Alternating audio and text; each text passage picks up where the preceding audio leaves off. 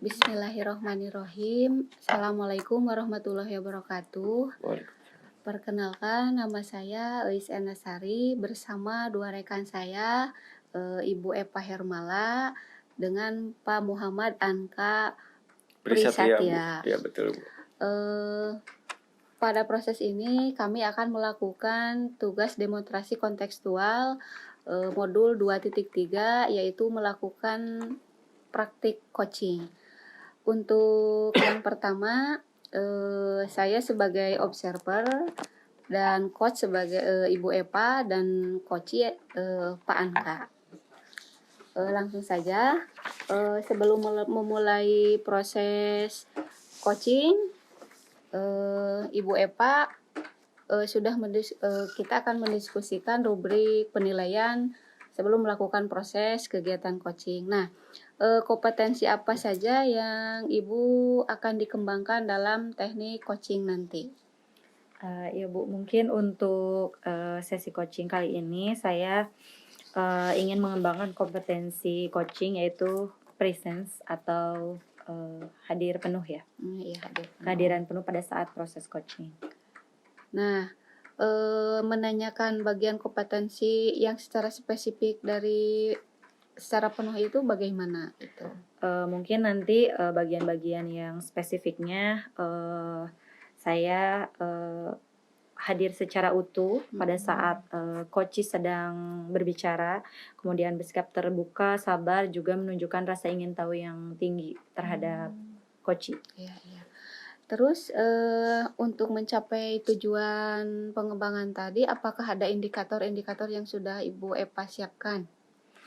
Indikator mungkin ketercapaian tujuan kompetensi yang tadi saya ingin kembangkan, yaitu presence. Mungkin nanti pada saat kegiatan coaching pikiran saya, hati saya hadir sepenuhnya pada saat proses coaching dengan mendengarkan apa yang dikatakan oleh coach. Kemudian saya juga menunjukkan rasa ingin tahu yang tinggi dengan menggali pertanyaan-pertanyaan, menggunakan pertanyaan terhadap coach. Iya. Silahkan Bu Epa melakukan teknik coaching selanjutnya. Terima kasih, Bu.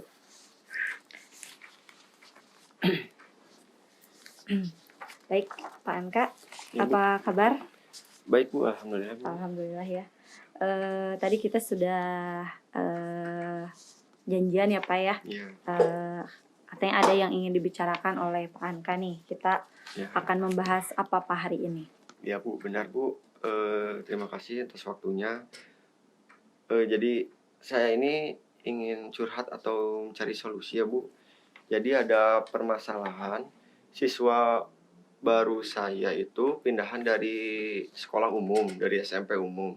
Yeah. Nah, waktu mau naik ke SMA, dia itu pindah ke SLB.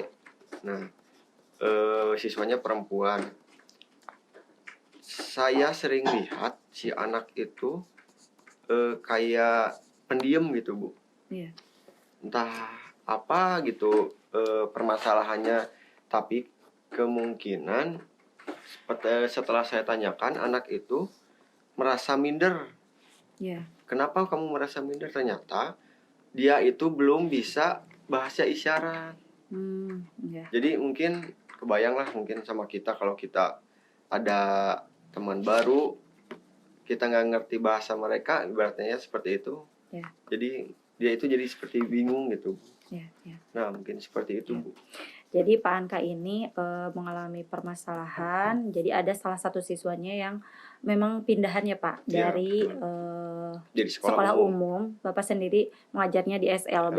Dan Bapak sering perhatikan bahwa anak tersebut itu pendiam. Yeah. Ya, pendiam, dan setelah melakukan penyelidikan gitu ya, ternyata anak tersebut minder karena belum bisa bahasa isyarat gitu ya Pak. Nah, betul itu, Bu. Karena sehari-hari mungkin dulu di sekolah umum tidak menggunakan bahasa isyarat. Jadi pada saat sekarang teman-teman yang lain menggunakan bahasa isyarat, dia itu belum bisa mungkin ya Pak? Iya, belum memahami, Bu. Ya, belum memahami. Ya. Nah, dari percakapan kita kali ini Pak, Bapak ingin mendapatkan apa? Yang saya harapkan ingin mendapatkan solusi gitu, Bu. Supaya anak didik saya itu bisa udah nggak minder lagi gitu. Iya. Jadi dia itu lebih percaya diri lah Bu. Iya. Awalnya itu, jadi pengen itu sih Bu. Iya. Jadi Bapak ingin supaya anak tadi ya yang Iya. punya permasalahan itu bisa lebih percaya diri Nah, untuk bergaul dengan teman-temannya mungkin ya. yang barunya itu. Teman-teman yang baru ya. Nah, kalau sekarang nih Pak situasinya sudah berapa lama anak tersebut pindah? Kalau sekarang dia itu berarti udah hampir 1 tahun Bu. Sekarang mau hampir 1 beres. tahun ya. Iya, 1 mau tahun. hampir naik ke kelas 2 sekarang. Iya. Seperti Nah, itu. kalau Bapak perhatikan anak tersebut memang belum memahami sekali bahasa isyarat atau sudah memahami sebagian atau seperti apa? Nah, waktu awalnya itu Bu, waktu saya sering lihat sebelum saya tanyakan ke anaknya, dia itu belum belajar, emang belum belajar. Iya. Tapi setelah saya tanyakan, kenapa coba aja kamu belajar sama teman yang lain, kata Iya. saya. Oh iya Pak, saya mau coba.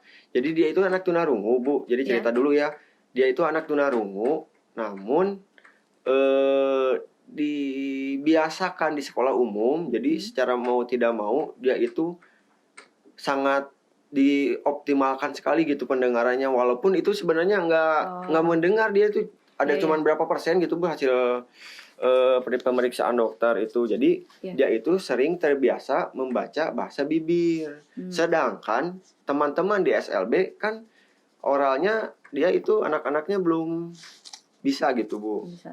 Nah jadi pas setelah saya tanyakan, Wina coba kamu belajar sama teman kamu yang tunarungu. Kamu belajar bahasa mereka sedikit demi sedikit aja, dari bahasa abjad sampai kata, kalimat, atau dari yang mudah aja dulu yang sering kamu ketahui, yang sering akan kamu temukan nanti gitu. Seperti itu Bu. Nah lalu dia itu katanya pernah belakangan ini bukan mengikuti ya, jadi belajar sama temannya, namun hanya lewat video call Bu. Jadi sudah belajar ya sekarang juga? Sudah mulai belajar menggunakan video call. Video call saja, dan itu pun hanya pada 1 orang. Nah itu Bu. Ya. Jadi anak Bapak juga sudah mulai belajar ya bahasa isyarat hanya pada salah satu temannya menggunakan video call. Iya, dan metodenya hanya melalui video call saja. Ya. Nah, kalau yang Bapak inginkan sendiri nih, situasinya seperti apa anak tersebut untuk bisa mempelajari bahasa isyarat, maunya seperti apa? Nah, jadi harapan saya itu kemarin setelah ngobrol sama anaknya, mengasih masukan, coba Win, kamu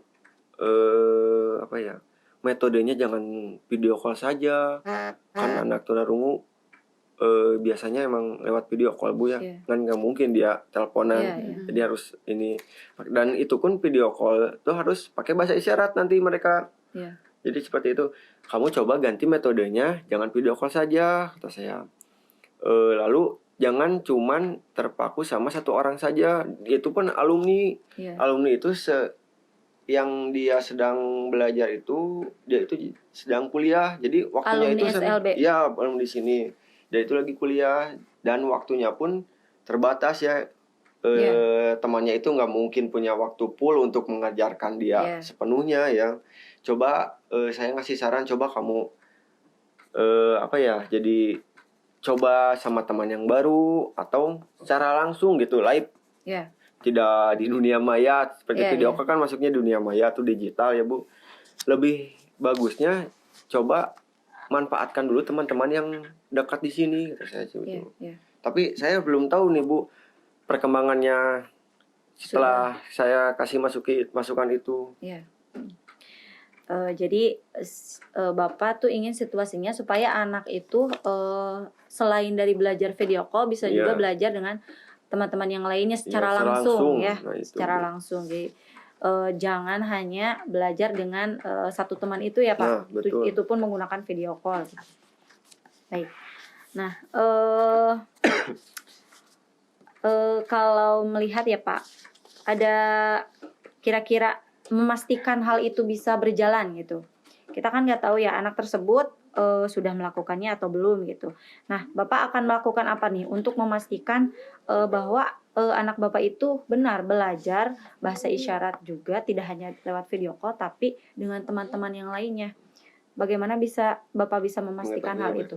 mungkin dari awalnya mungkin saya observasi lagi ya Bu, secara Iya. tidak langsung. Nggak saya tanyain, kamu udah belajar belum? Iya. Kan itu dia Iya. bisa ngebohong ya Bu ya. Iya. Tapi kalau saya observasi, lihat sekarang jam istirahat, misalnya pas waktu istirahat, dia bergaulnya sudah berbaur benar atau masih Iya. minder gitu. Iya. Kalau dia sudah berbaur atau bisa komunikasi dengan temannya secara benar, secara baik lah, bisa nyambung gitu, Iya.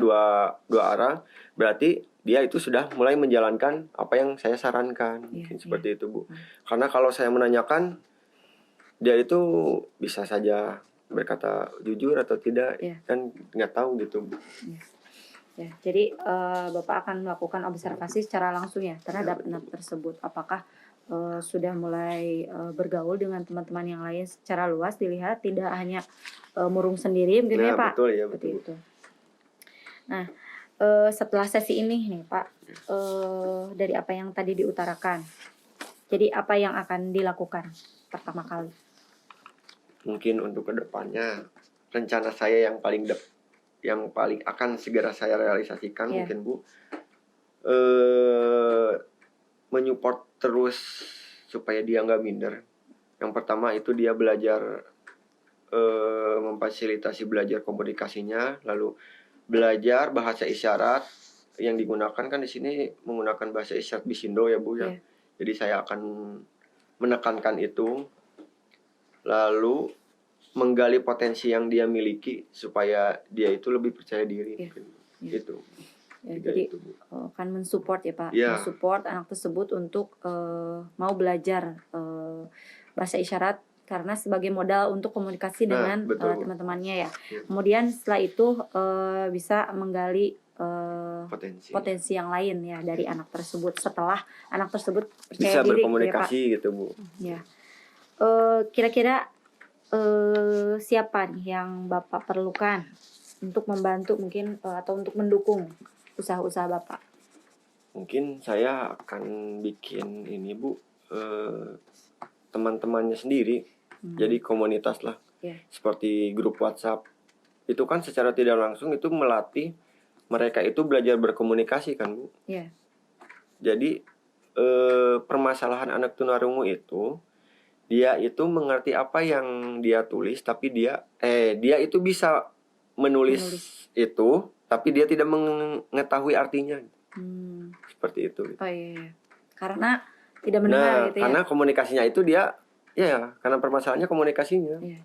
Itu kan kalau kita salah bisa dikasih tahu komunikasi bahwa misalnya HP ini loh Iya, gitu. iya. Tapi kan kalau mereka tuh, nah itu harus dengan gambar yang konkret. Iya. Gitu. Jadi Bapak akan meminta bantuan rekan-rekan ya, Iya, atau komunitas di sekolah Bapak. Rekan-rekannya sendiri gitu Bu. Ya.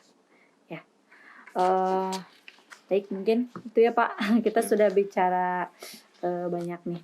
Iya Bu, terima untuk kasih ya sesi Bu. kali ini. Mudah-mudahan Bapak bisa menjalankan tadi usaha-usaha yang akan dilakukan. Nanti setelah Bapak merealisasikan, saya juga ingin dengar nih ya perkembangannya, bagaimana anak tersebut setelah Bapak melakukan rencana-rencana tadi. Ya, terima kasih Bu ya. Sama-sama, Saya Pak Andra. ucapkan semoga hasil ini bisa bermanfaat gitu Bu buat saya dan Amin. anak-anak saya. Ya. Terima kasih Bu. Terima kasih Pak Andra, sama-sama. Baiklah Bu Eva tadi sudah melakukan proses coaching dengan Pak Anka. Ada catatan-catatan memang dalam melakukan tadi proses coaching jalur alur tirta sudah dilaksanakan dengan baik. Nah, apakah tadi indikator yang tadi ingin dicapai itu sudah tercapai gitu yang dilakukan oleh Ibu Eva? Ya. Mungkin dari proses coaching tadi ya Bu, berdasarkan indikator yang tadi saya utarakan di awal, saya merasa tadi sudah hadir penuh gitu ya pada saat proses coaching dengan permasalahan yang Pak Anka utarakan gitu. Kemudian saya juga menggali permasalahan-permasalahan Pak Anka yang menunjukkan bahwa saya itu memiliki rasa ingin tahu yang tinggi terhadap permasalahan yang dihadapi oleh Pak Anka. Iya, iya. Nah, tadi memang dalam proses coaching ada catatan Ibu Epa memang sudah melakukan kesadaran sudah penuh, terus mendengarkan aktif gitu, terus langkah-langkah Tirta itu sudah dilaksanakan dengan baik. Nah, untuk kedepannya kompetensi apa yang akan digali oleh Ibu Epa dalam mengembangkan teknik coaching? Ya. Mungkin karena tadi pada saat coaching tadi ya Bu, saya ingin fokus di yang presence. Mungkin di selanjutnya saya ingin mengembangkan kompetensi yang lainnya, tentunya mendengarkan aktif dan juga khususnya untuk melontarkan pertanyaan berbobot mungkin. Itu yang perlu dikembangkan mungkin untuk saya di kesempatan selanjutnya. Itu saja mungkin Bu Epa, terima kasih atas Sama-sama, waktunya. Ibu. Sekian. Bismillahirrahmanirrahim. Assalamualaikum warahmatullahi wabarakatuh. Waalaikumsalam. Perkenalkan, nama saya Muhammad Anka Prisatria. Saya di sini sebagai observer. Di sebelah kiri saya Ibu Eis dan sebelah kanan saya Ibu Epa. Siap Bu, sebelum melakukan coaching, jadi kita akan berdiskusi dulu tentang rubrik penilaiannya, percakapan coachingnya. Seperti apa yang mungkin Bu?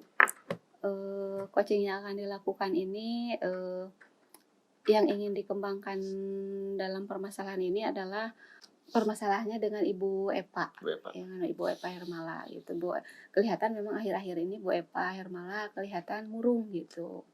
Jadi nanti saya akan melakukan coaching dengan Ibu Epa. Baik, Bu. Lalu kompetensi coaching apa yang ingin dikembangkan oleh Ibu? Mungkin yang pertama itu present secara kesadaran secara penuh, mendengarkan secara aktif. Nanti apa yang akan diuraikan oleh Ibu Epa gitu. Oh, baik. Lalu kompetensi mana yang secara spesifik ingin diobservasi Bu? Pada saat nanti akan mendengarkan, kompetensi yang akan secara spesifiknya yaitu hanya mendengarkan saja, mendengarkan secara penuh keluhan-keluhan apa yang dihadapi oleh Ibu Epa. Ya. Lalu mungkin terakhir, indikator ketercapaian dan tujuan pengembangan yang diinginkan mungkin Bu seperti apa Bu? Dari proses coaching tersebut nanti diharapkan Bu Epa bisa menggali apa kemampuan-kemampuan yang ada pada diri Bu Epa, sekaligus dia juga bisa mengeluarkan apa ide-ide yang dimilikinya itu.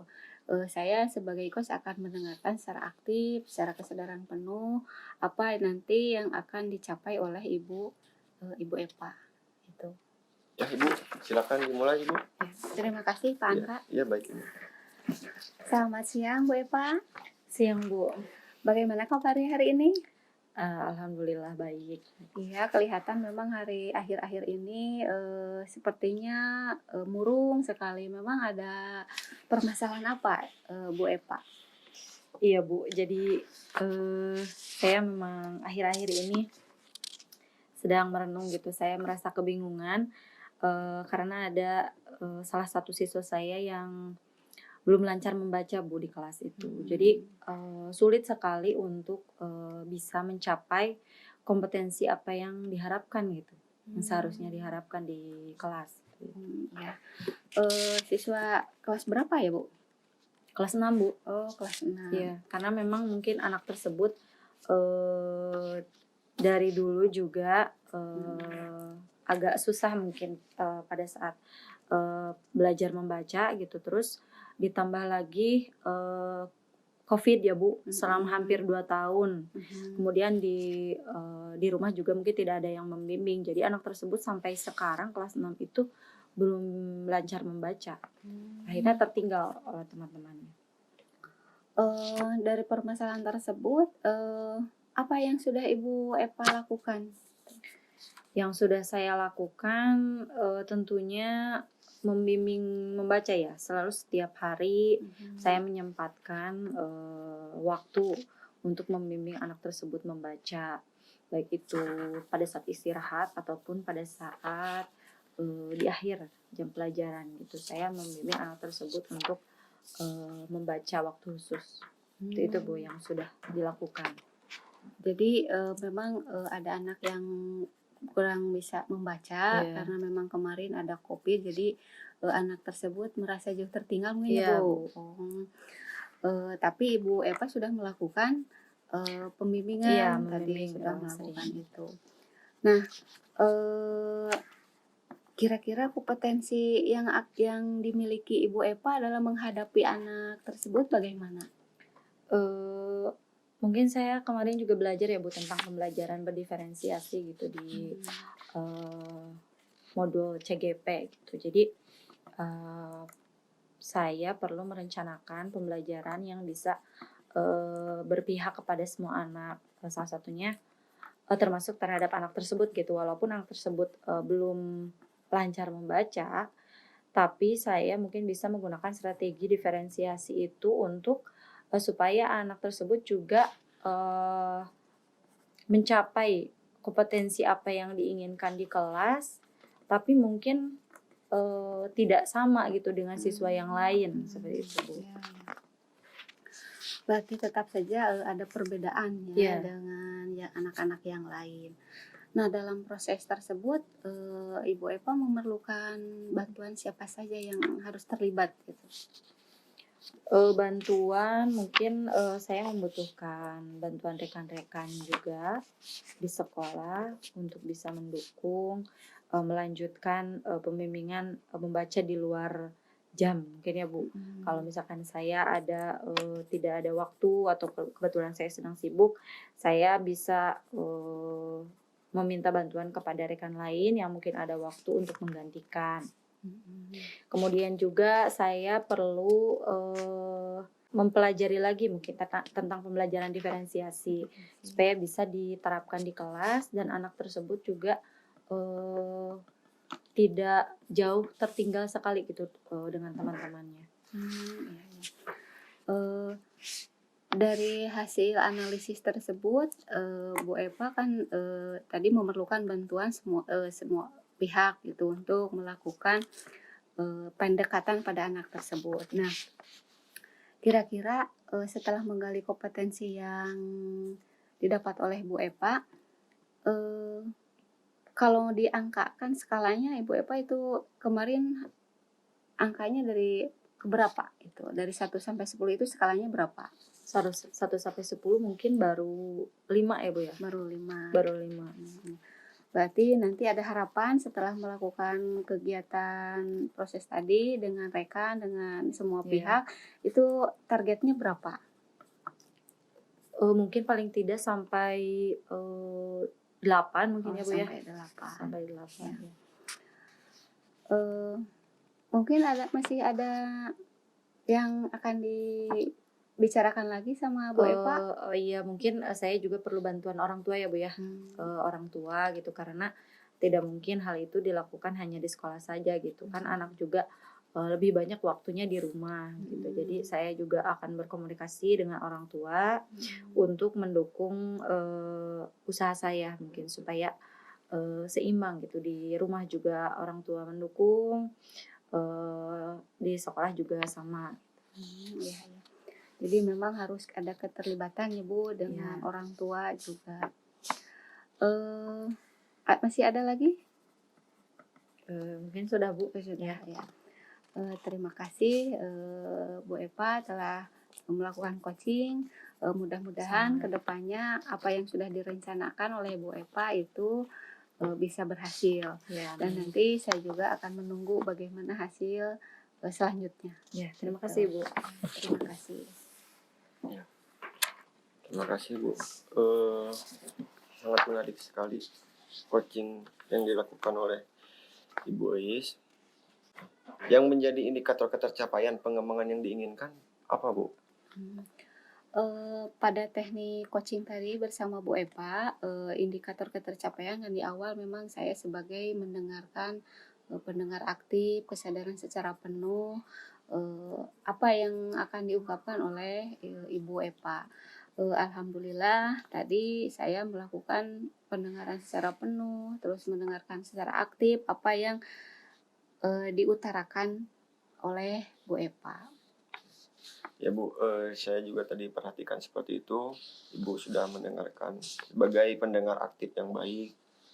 Lalu selanjutnya fokus yang ingin dikembangkan berdasarkan hasil tadi apa Bu?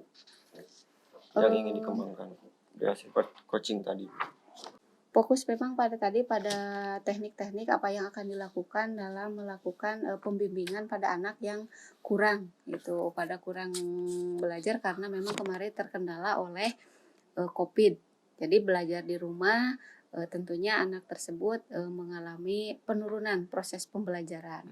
Nah, area memang hasil dari percakapan tadi, Bu Eva memang memerlukan bantuan dari seluruh pihak, termasuk orang tua, dalam anak bisa melatih dalam itu kan tadi anaknya itu tidak bisa membaca, tidak bisa membaca. Gitu. Ya, baik. Mungkin yang terakhir Bu, kompetensi apa lagi yang ingin dikembangkan berdasarkan hasil coaching yang barusan Ibu lakukan? Dari tadi kompetensi yang saya akan lakukan dikembangkan di kemudian hari itu mungkin yang pertama itu saya akan belajar kembali menjadi coach yang baik. Terus yang kedua itu ingin menggali pertanyaan-pertanyaan yang berbobot yang bisa menggali permasalahan dari coaching gitu. Baik, baik. Ya Bu, baik. Terima kasih mungkin Bu. Cukup Ya. sekian hasil coaching kali ini, siklus 2. Ya. Terima kasih. Assalamualaikum warahmatullahi wabarakatuh. Waalaikumsalam warahmatullahi wabarakatuh. Assalamualaikum warahmatullahi wabarakatuh. Waalaikumsalam warahmatullahi wabarakatuh. Ya, kali ini saya akan berperan sebagai pengamat. Nama saya Eva Hermala.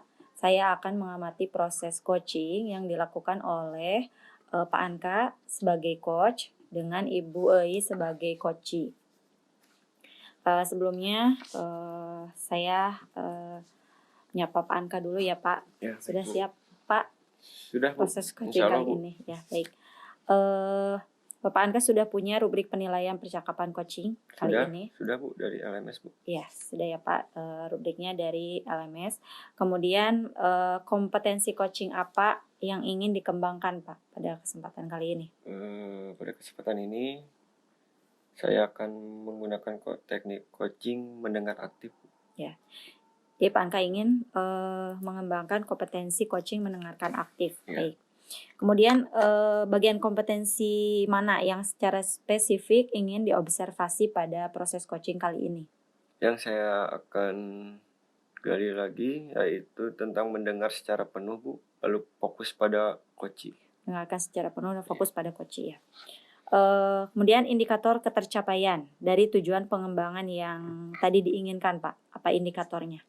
Ya, indikator yang ingin dicapai yaitu mampu mengkonfirmasi apa yang disebutkan oleh coaching atau yang disampaikan oleh coaching. Iya, jadi mengkonfirmasi lagi Ya, apa yang disampaikan oleh coaching. Ya. Itu tandanya mendengarkan dengan aktif. Ya. Baik. Silakan mungkin Pak Anka sebagai coach dengan Bu Ei sebagai coachee bisa memulai kegiatan coaching. Ya. Terima kasih Bu Eva. Belakangan ini saya sering lihat Ibu seperti bingung, kenapa sih Bu? Iya Pak, apakah ada waktu sebentar? Boleh Bu, barangkali saya bisa bantu dan semoga saja mendapatkan solusinya Bu. Ya, sebenarnya begini Pak, akhir-akhir ini saya sering merasakan lelah karena proses pembelajaran yang terjadi di sekolah kita. Saya itu merasa lelah apabila saya mengajar setiap jam ke-7 ke-8. Itu kan dilaksanakan setelah sholat duhur. Jadi perasaan dan diri saya itu merasa lelah pada saat menghadapi anak-anak dalam kegiatan belajar mengajar tersebut. Mungkin itu Pak. Oh mungkin jadi Ibu itu merasa lelah ketika proses pembelajaran pada jam ke-7 dan 8 ya Bu? Iya Pak, ya betul. Nah jadi apa yang Ibu harapkan dan apa yang ingin Ibu capai dari hasil diskusi ini Bu? Yang ingin saya harapkan dari diskusi ini, kayak itu bisa ada solusi Pak. bagaimana cara menghadapi agar saya itu tidak merasa kelelahan pada kegiatan proses pembelajaran ke-7 ke-8. Karena memang, di awal itu dari jam ke-1 ke-2 itu full gitu, jadi jam pelajarannya itu. Ada yang sampai 5 jam, ada yang sampai 6 jam setiap harinya itu, gitu. Jadi ingin ada solusi dan pemecahan masalah dari kegiatan ini. Seperti itu ya Bu. Jadi emang Ibu sangat harapan kita ini dapat solusinya ya Bu dari Iya. pertemuan kali ini. Iya, Pak. Bu, kalau boleh tahu atau bisa diulang mungkin secara spesifik ceritakan sih gimana sih masalah itu bisa terjadi Bu? Masalah tadi yang saya kelelahan Iya, itu ya di itu jadi jam masalah ke-7. itu apa sih? Apa karena dari aturan sekolah kah atau apa sih ya? Jadi mungkin itu Ibu terjadi seperti itu gara-gara Ibu ada masalah apa gitu. Ya. Jadi bisa ceritakan Bu? Iya, Pak, terima kasih. Memang, bukan saya sendiri saja ya memperhatikan teman-teman saya juga merasakan ada kelelahan apabila proses mengajar itu jam ke-7 ke-8 tuh. Jadi, hanya ada jeda waktu untuk sholat duhur dan proses makan, jadi ada waktu, tetapi kita itu melakukan proses kegiatan pembelajaran mulai dari jam 7. Sedangkan anak dimulai dari jam 3:30 gitu. Kalau memang merasa lelah mungkin anak yang sudah lelah gitu, tetapi, kami yang mengajar itu mulai dari jam 7.15 sampai jam 14 gitu. Nah, mungkin yang pertama, kondisi emosional saya belum memenuhi, belum bisa menstabilkan emosi gitu. Terkadang, memilih emosi diri sendiri gitu, hanya, merasa lelah jadi tidak ada semangat, mungkin itu. Jadi belum penguasaan pada diri sendiri. Tetapi, pengaturan jadwal juga mungkin di sini berpengaruh sekali, Pak, gitu. Nah Bu, dari kondisi emosional itu yang pertama, lalu dari pengaturan jadwal itu, apakah sudah Ibu coba mencari solusi dengan rekan-rekan atau kepala sekolah? Apakah itu sudah dibicarakan? Untuk semester sekarang karena memang sudah pertengahan semester ya Pak, itu ada langkah-langkah memang yang untuk mengatasinya. Itu kan untuk yang pertama mengubah jadwal pelajaran secara total kan mungkin tidak bisa dilakukan gitu. Terus yang kedua memang sudah komunikasikan pada rekan, terus kepada kurikulum, terus kepada pihak kepala sekolah itu sudah dikomunikasikan bahwa memang pemerataan jam pembelajaran itu harus merata. Jadi tidak tertumpuk setiap guru itu menumpuk mengajar itu sehari itu full sampai 8 jam atau 7 jam setiap hari itu. Karena efeknya itu tadi ada kelelahan gitu. Gitu. Oh, jadi sudah ya Bu ya, sudah ada beberapa langkah-langkah dari Ibu serta rekan-rekan sekolah ya Bu. Ya, sudah dilakukan. Nah, lalu ini Bu, menurut Ibu apakah solusi itu sudah cukup atau masih ada kurang atau mau mencoba lagi yang lain Ibu kata Ibu? Menurut Ibu ini? Kalau menurut saya memang harus dicoba teknik yang lain ya Pak. Misalnya memang yang pertama gurunya sendiri kita itu harus menjaga kondisi gitu. Yang pertama harus menjaga kondisi, yang pertama itu psikis juga, psikis secara fisik itu karena berpengaruh sekali. Agar tidak cepat lelah mungkin istirahat kita sebagai seorang guru juga harus cukup gitu. Jangan kalaupun banyak permasalahan kita harus bisa mengantisipasi ya, bisa menahan mengelola emosi secara baik. Terus yang kedua mungkin masukan nanti pemerataan jam pembelajaran kepada pihak kurikulum itu harus menyebar secara baik gitu. Jadi tidak menumpuk, proses pembelajaran tidak menumpuk setiap guru itu setiap harinya. Jadi kalaupun ada berhalangan guru yang tidak masuk sampai 7 jam itu kosong itu kan dikhawatirkan juga termasuk di sana gitu. Jadi mungkin bisa saya simpulkan mungkin Bu ya, bahwa masalah Ibu itu yang pertama merasa lelah pada proses jam ke-7 dan 8 dikarenakan mungkin karena kondisi emosional itu ya Bu, lalu pengaturan jam-jam belum sesuai, jadi sering menumpuknya guru-guru pada jam yang sama ya Bu ya. Betul.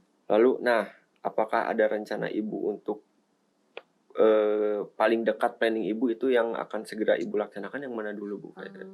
Mungkin planning yang harus saya lakukan terlebih dahulu, yang pertama itu meningkatkan lagi motivasi belajar ya Pak, mengajar gitu. Yang pertama memang harus mengendalikan emosi, itu mengendalikan emosi, dan mungkin pada akhirnya kita itu harus banyak bersyukur Pak. Itu yang bisa meningkatkan motivasi kita agar tidak menyerah gitu. Jadi jangan sampai lelah setiap jam 7-8, kita bersyukur saja jalani gitu, menjalani proses pembelajaran gitu. Nah, mungkin itu sangat bagus sekali Bu, itu mantap sekali, mungkin planning yang Ibu akan segera laksanakan. Jadi banyak-banyak bersyukur lagi ya Bu ya, mungkin mengatur emosional lagi gitu Bu ya. Dari hasil diskusi kita hari ini, menurut Ibu apa sih kesimpulan yang bisa Ibu simpulkan?